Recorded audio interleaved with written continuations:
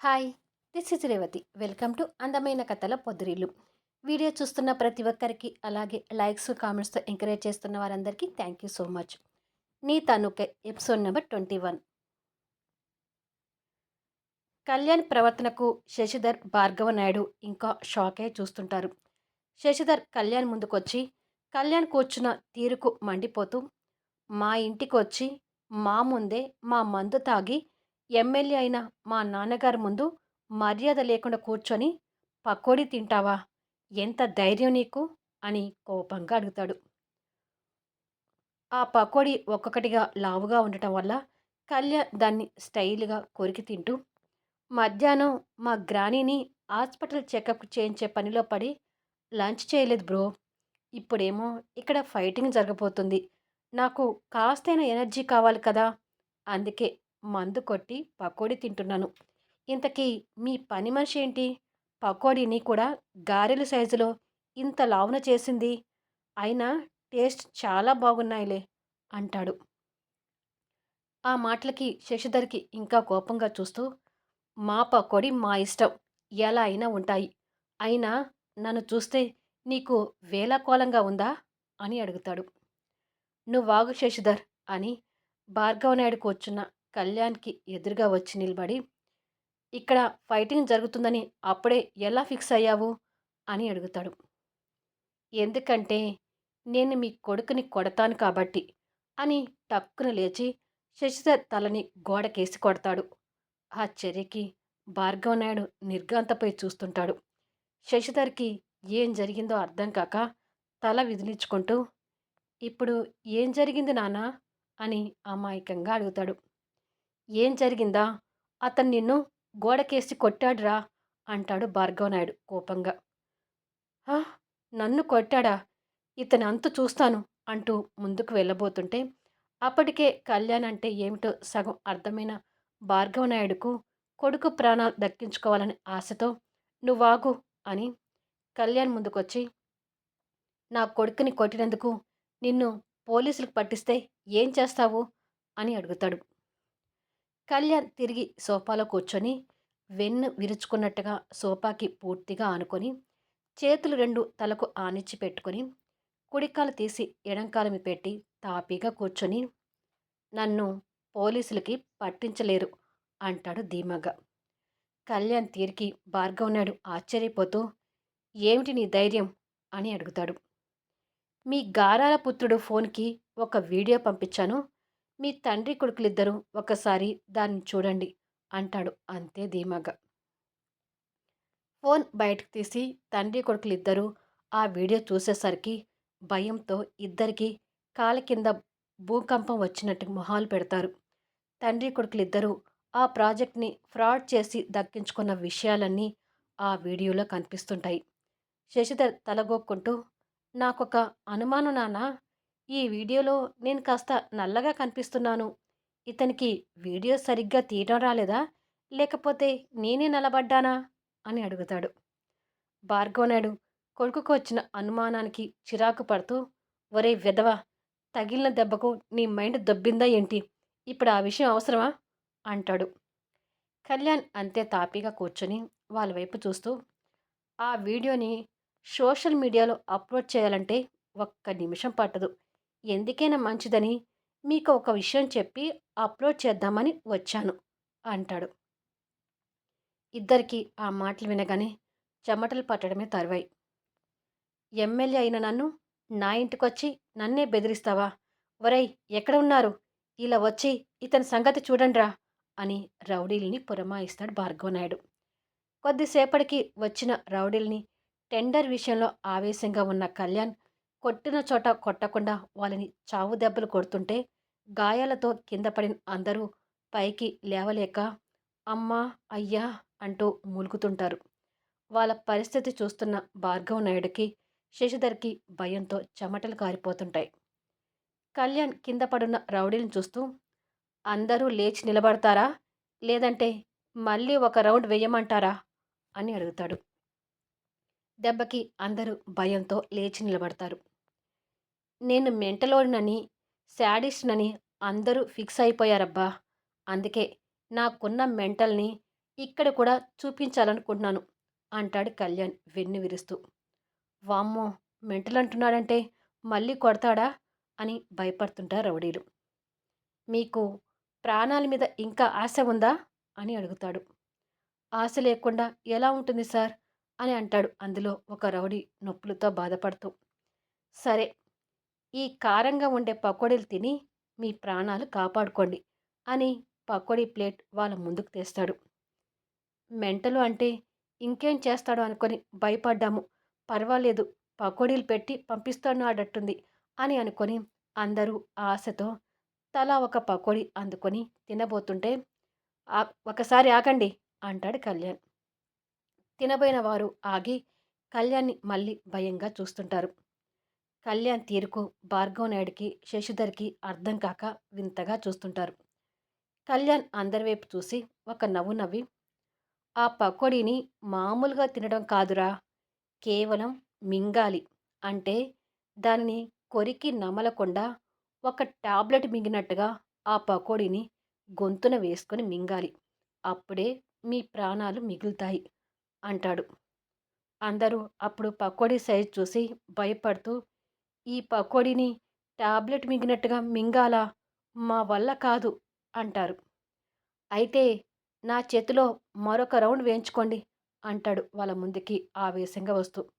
దానికి వాళ్ళు భయపడి, వద్దు వద్దు, కష్టమైన పకోడీ మింగుతాము అని అందరూ పకోడీని గొంతున వేసుకొని కష్టంగా మింగటానికి ప్రయత్నిస్తుంటారు. ఇప్పటి వరకు తిన్న దెబ్బల కన్నా ఆ పకోడీ మింగటమే ఇంకా నరకంగా ఉందని వాళ్ళకి తెలుస్తుంటుంది. అందరూ గొంతులు పట్టుకొని మింగటానికి నానా బాధలు పడుతుంటే వాళ్ళ నరకాన్ని చూస్తున్న భార్గవ నాయుడికి, శశిధర్కి పై ప్రాణాలు పైనే పోతుంటాయి. ఎందుకంటే వాళ్ళతో కూడా అలా పకోడీ తినిపిస్తాడేమోనన్న భయం, కాదు, మింగిస్తాడేమోనన్న భయం పట్టుకుంటుంది. వాళ్ళు కష్టంగా పకోడీ మింగి, పకోడీతో కూడా ఫైటింగ్ చేయొచ్చని ఇప్పుడే అర్థమైంది. దీనికన్నా మీతో ఇంకొక రౌండ్ దెబ్బలు తిని ఉంటే బాగుండేదేమో సార్. మీ మెంటల్ చూపించడం ఆపితే జీవితంలో మీకు కనిపించకుండా వెళ్ళిపోతాం సార్ అని వేడుకుంటారు. సరే, ఈ తండ్రి కొడుకు సంగతి చూసుకోవాలి.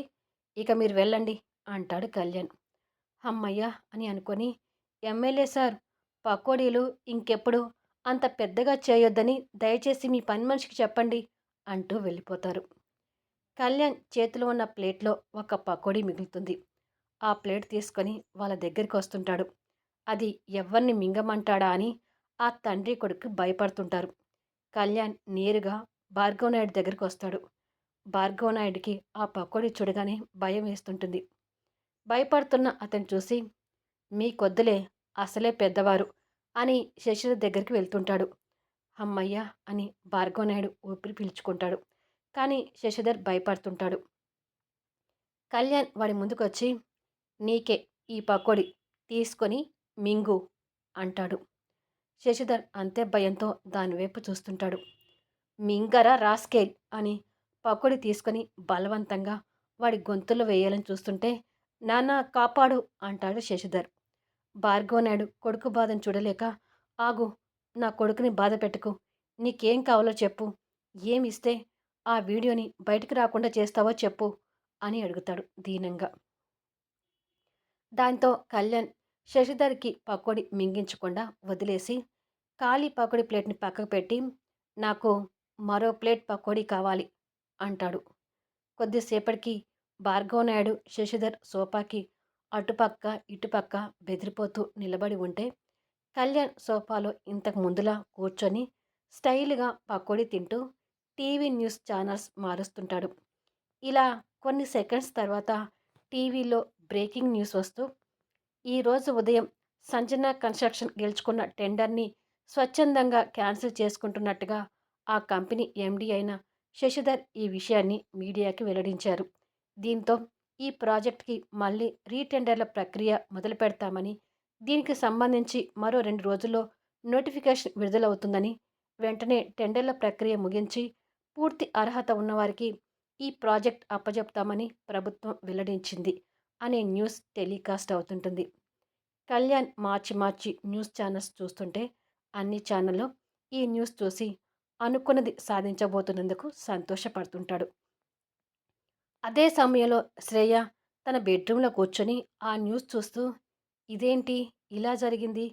అసలు ఆ శశిధర్ ప్రాజెక్ట్ ఎందుకు క్యాన్సిల్ చేసుకున్నాడు? ఇంతకీ మైథిలి ఉద్యోగం ఉంటుందా? ఊడుతుందా? అని ఆలోచిస్తుంటుంది. ఇక్కడ కళ్యాణ్ పకోడీ ప్లేట్ ఖాళీ చేసి సోఫాలో నుంచి ప్లేట్‌తో లేచి ఖాళీ ప్లేట్‌ని భార్గవనాయుడు చేతిలో పెట్టి తిరిగి శశిధర్ దగ్గరికి ఆవేశంగా వెళ్ళి అంతే ఆవేశంగా శశిధర్ చెంప మీద ఒక్కటిచ్చి, ఏరా ఫ్రాడ్‌గా ప్రాజెక్ట్‌ని దక్కించుకున్నంత ఈజీ అనుకున్నావా మైథిలిని దక్కించుకోవడం అంటే? నేను ఆశపడే ప్రతిదీ నాకే దక్కుతుందని ఇప్పటికైనా నీకు అర్థమైందా? మైథిలి నాది. తన మీద సర్వ హక్కులు నాకే ఉన్నాయి. నాకు మాత్రమే ఉన్నాయి. మైథిలి గురించి ఇంకొక్కసారి నీ ఇష్టానికి మాట్లాడితే ఈసారి పకోడీ మింగించి కాదు, గాజు ముక్కలు మింగించి చంపుతాను వెధవా!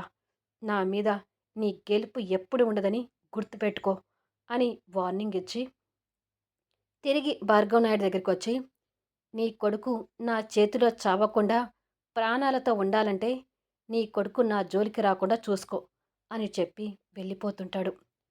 కళ్యాణ్ అంటే ఏమిటి అనేది భార్గవ్ నాయుడికి ఆ క్షణాన పూర్తిగా తెలిసిపోతుంది. కానీ శశిధర్ మొహంలో కళ్యాణ్ మీద ఇంకాస్త ఆవేశం కనిపిస్తుంటుంది. కళ్యాణ్ బయటకొచ్చేసరికి నైట్ 10 అవుతుంది. కార్‌లో కూర్చొని పాకెట్‌లో ఉన్న గ్లాసెస్ తీసి కళ్ళకు పెట్టి జేబులో ఉన్న మొబైల్ చూసేసరికి రాజేశ్వరి గారి దగ్గర నుంచి మిస్డ్ కాల్స్ ఉంటాయి. ఫోన్ సైలెంట్‌లో ఉండి వినపడలేదు. రాజేశ్వరి గారు ఇన్ని సార్లు కాల్ చేశారేంటి అని అనుకుంటూ ఉండగానే మళ్ళీ తన దగ్గర నుంచి కాల్ వస్తుంటుంది. ఫోన్ లిఫ్ట్ చేసి హలో అంటాడు. బాబు కళ్యాణ్, మైథిలి ఇంకా ఇంటికి రాలేదు. తన ఫోన్‌కి చేస్తుంటే స్విచ్ ఆఫ్ వస్తుంది. పాపం రాత్రి కూడా డిన్నర్ చేయకుండా ఆఫీస్ వర్క్ ముందు వేసుకొని కూర్చుంది. మార్నింగ్ టిఫిన్ చేయమన్నా కూడా లేదమ్మా ఆఫీస్ కార్ వస్తుంది. నేను రెడీగా ఉండాలి అని టిఫిన్ చేయకుండా కారు కోసం ఎదురు చూస్తూ కూర్చుంది. తీరా డ్రైవర్ ఫోన్ చేసి వాళ్ళ పాపకి జ్వరంగా ఉందని రావట్లేదని చెప్పేసరికి ఇంతలో శ్రేయ కారు వస్తే టెండర్ సబ్మిట్ చేసే టైం అవుతుందని లంచ్ బాక్స్ కూడా తీసుకువెళ్లకుండా హడావుడిగా శ్రేయ కారులో వెళ్ళిపోయింది. ఇది తిండి నీళ్లు లేకుండా ఎక్కడ పడిపోయిందేమోనని నాకు భయంగా ఉంది బాబు అంటుంది రాజేశ్వరి. రాజేశ్వరి గారు అలా మాట్లాడుతూ ఉంటే కళ్యాణ్ ఆశ్చర్యంగా కళ్ళకు పెట్టిన గ్లాసెస్ తీసి డ్రైవర్ మైథిలి కోసం వెళ్ళలేదా అని అనుకొని టెండర్ మిస్ అయ్యి మైథిలిని చంపన కొట్టిన క్షణం నుంచి తన మీదకి చీపురు విసేసిన క్షణం వరకు అంతా కళ్ళ ముందు కదిలి లైన్‌లో ఉన్న రాజేశ్వరి గారితో మాట్లాడుతూ, "నేను బయట ఉన్నానండి. తను ఆఫీస్‌లోనే ఉండి ఉంటుంది. నేనే వచ్చి మైథిలిని ఇంటి దగ్గర డ్రాప్ చేస్తాను. మీరు వర్రీ అవ్వకండి" అని అంటాడు. "సరే బాబు, మైథిలి కోసం ఎదురు చూస్తుంటాను" అని చెప్పి రాజేశ్వరి ఫోన్ పెట్టేసింది. కళ్యాణ్ కూడా ఫోన్ పెట్టేసి కార్‌ని ఫాస్ట్‌గా డ్రైవ్ చేసుకుంటూ వెళ్తుంటాడు. కార్ ఇంకా స్పీడ్ పెంచుతూ, "ఈరోజు మైథిలి కోసం ఆఫీస్ కార్ వెళ్ళకపోవడం ఏంటి? అంటే తను అక్కడికి శ్రేయ కారులో వచ్చిందా? ఈ విషయం నాకెందుకు చెప్పలేదు?" అని ఆలోచించి, అసలు చెప్పే అవకాశం నేనెక్కడ ఇచ్చాను? నా మీద రివెంజ్ తీర్చుకోవడానికే ఇదే అవకాశంగా తీసుకొని ప్రాజెక్ట్ సబ్మిట్‌కి లేట్‌గా వచ్చిందనుకున్నాను. తను కూడా రాత్రంతా నిద్ర లేకుండా టెండర్ కోసం చాలా కష్టపడింది అని అనుకొని తన ముందు షర్ట్ విప్పి చేసిన బిహేవియర్ అంతా గుర్తొచ్చి, ఛ! ఏంటి నేను అంత ఆవేశపడిపోయాను అని అనుకొని కొన్ని నిమిషాలకి కార్ ఆఫీస్ ముందు ఆపుతాడు. మైథిలి లోపలే ఉందని సెక్యూరిటీతో కన్ఫర్మ్ చేసుకొని తనని వదిలిన థర్డ్ ఫ్లోర్‌కి వెళ్తాడు. అక్కడ అన్నీ శుభ్రం చేసినట్టుగా నీట్‌గా కనిపిస్తుంటాయి.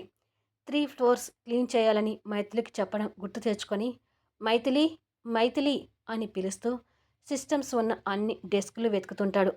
ఆ ఫ్లోర్ మైథిలి లేదని అర్థమై తిరిగి కంగారుగా సెకండ్ ఫ్లోర్‌కి వెళ్తాడు. అక్కడ కూడా అన్నీ శుభ్రం చేసినట్టుగా కనిపిస్తుంటుంది. కానీ మైథిలి అక్కడ కూడా కనిపించదు. మళ్ళీ తిరిగి ఫస్ట్ ఫ్లోర్‌కి వెళ్తాడు. అక్కడ కూడా శుభ్రం చేసినట్టుగా కనిపిస్తుంటుంది. మైథిలి, మైథిలి అని పిలుస్తూ అన్ని రోడ్స్ వెతుకుతూ చివరికి వెళ్తాడు. చివరి రోడ్స్ మైథిలి పనిచేసి పూర్తిగా అలసిపోయి చేతిలో క్లీన్ చేసిన క్లాత్ పట్టుకొని ఉండి స్పృహ లేకుండా సొమ్మసిల్లి పడిపోయి ఉంటుంది. మైథిలిని ఆ స్థితిలో చూసిన కళ్యాణ్ ఇంకా కంగారు పడుతూ పరిగెత్తుకుంటూ తన దగ్గరికొస్తాడు. మైథిలికి ఏమై ఉంటుంది అని అనుకొని స్పృహలో లేకుండా కింద పడుకున్న మైథిలిని ఒడిలోకి తీసుకుంటాడు. తన చేతిలో ఉన్న డస్ట్ క్లాత్ తీసి అవతలికి వేస్తాడు. తన బుగ్గ మీద ఎర్రగా కందిన అతని చేతి వాతలు కనిపిస్తుంటాయి. కళ్యాణ్ ఆ వాతల మీద మునివేలు పెట్టి కాస్త జాలి పడుతూ మైథిలి, మైథిలి అని పిలుస్తుంటాడు.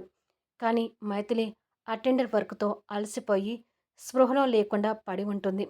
కళ్యాణ్ వెంటనే ఫోన్ తీసి డాక్టర్‌కి ఫోన్ చేసి త్వరగా రమ్మని చెప్పి మైథిలిని 2 చేతుల్లోకి ఎత్తుకొని లిఫ్ట్‌లో థర్డ్ ఫ్లోర్‌కొచ్చి స్పెషల్ ఛాంబర్‌లో ఉన్న సోఫాలో తనని నిదానంగా పడుకోబెట్టి వర్క్‌తో అలసిపోయి చెమటలు పట్టి ఉన్న తనని చూస్తూ ఏసీ ఆన్ చేస్తాడు. తన దగ్గర కూర్చొని తన పరిస్థితికి కంగారు పడుతూ డాక్టర్ కోసం చూస్తుండగా డాక్టర్ అక్కడికొస్తాడు. కొన్ని నిమిషాలకు డాక్టర్ వచ్చి తనని చెక్ చేసి టైంకి ఫుడ్ తీసుకోకపోవడం, వర్క్‌తో అలసిపోయి నీరసించి ఇలా స్పృహ కోల్పోయిందని తెలుస్తుంది. డ్రిప్ పెట్టి ఇంజెక్షన్ చేస్తాను అని ఒక డ్రిప్ పెడతాడు. భయపడాల్సిన పని లేదు కదా డాక్టర్ అని అడుగుతాడు కళ్యాణ్. డోంట్ వర్రీ, డ్రిప్ పెట్టాను కదా త్వరగానే కోలుకుంటారు అని అంటాడు. కొద్దిసేపటికి డ్రిప్ అయిపోతుంది. డాక్టర్ మరొక ఇంజెక్షన్ చేసి మరి కాసేపట్లో స్పృహలోకి వస్తారు. స్పృహలోకి రాగానే ఫుడ్ తినమని చెప్పండి. రేపు మార్నింగ్‌కి పూర్తి నార్మల్ అవుతారు అని చెప్పి డాక్టర్ వెళ్తాడు.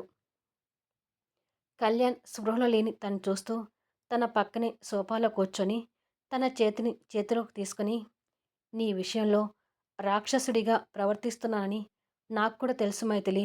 మరి ఏం చేయను? ఏ అమ్మాయిని చూసినా కలగని ఫీలింగ్స్ నిన్ను చూశాక కలిగాయి. అలా ఎందుకు కలుగుతున్నాయో జవాబు దొరకని ప్రశ్న. ఎలాగైనా నీ మీదున్న నా 3 కోరికలు తీర్చుకోవాలని నా తాపత్రయం. నీకు డబ్బు ఆశ చూపించి లొంగ తీసుకుందామంటే నువ్వేమో డబ్బుకు లొంగే అమ్మాయివి కాదు. ఇది ఎంత దూరం వరకు దారి తీస్తుందో అర్థం కావట్లేదు. కానీ ఈ కథ ఎంత దూరం వెళ్ళినా నీ తనువు నా సొంతం అయ్యే వరకు నిన్ను వదిలిపెట్టను. అసలు ఈరోజు ఆ శశిధర్ నా మీద ఇంత కక్ష పట్టడానికి కారణం కూడా నువ్వే. ఆ రోజు నువ్వు నన్ను కొట్టి ఉండకపోతే నేను కూడా వాడిని కొట్టకపోయేవాడిని.